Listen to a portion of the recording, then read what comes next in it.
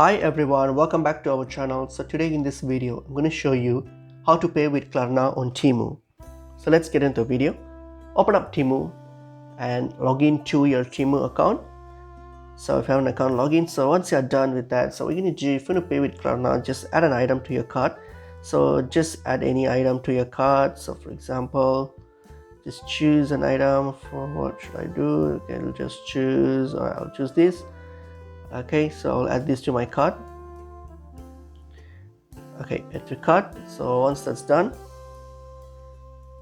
all right, so now I'm going to go to my cart. Okay, so I've got, and I'm going to check out because so that I can get to the payment section. I'm going to check out.